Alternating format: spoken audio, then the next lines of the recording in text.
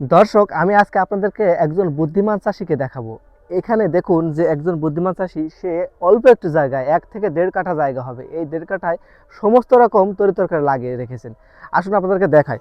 এখানে দেখুন যে তিনি এখানে সার দিয়ে কি সুন্দর করে ঝালের চারা লাগানো হয়েছে, আবার একটা পেঁপে গাছ লাগিয়েছে, আবার এখানে কিছু ঝালের চারা, আবার কিছু পুঁই শাক, আবার এখানে দেখুন এই যে কিছু টমেটো চারা আছে, আবার এই পাশে দেখুন কিছু, এই যে দেখুন কি সুন্দর বান দিয়েছে, এখানে এই যে পুঁই শাকের বান হবে, আরও কি গাছ লাগিয়েছে। তারপরে আসুন, এই যে এদিকে আসুন। তারপরে আপনার এখানে কিছু ঝিঙে গাছ লাগানো হয়েছে, এই যে দেখুন এই যে পাশে ঝিঙে গাছ, পুল্লা গাছ। আবার এই পিছনে দেখুন যে কিছু লাউ লাউ লাগানো হয়েছে, এখানে দেখুন এই যে লাউ লাগিয়েছে।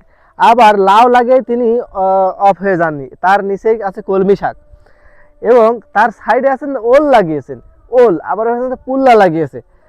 আপনারা যদি চান তাহলে আপনাদের তরকারি কোনো দিনও কিনে খেতে হবে না, এরকম অল্প একটু জায়গা থাকবে, সমস্ত রকম তরকারি আপনারা লাগিয়ে রাখবেন, দেখবেন যে আপনাদেরকে পারিবারিক পুষ্টি চাহিদা মিটে যাবে, এবং আপনাদের যে অতিরিক্ত অর্থ লাগতো সেটা আর লাগবে না। আপনারা চাইলে এরকম করে করতে পারেন, তাহলে আপনারা লাভবান হবেন ইনশাআল্লাহ।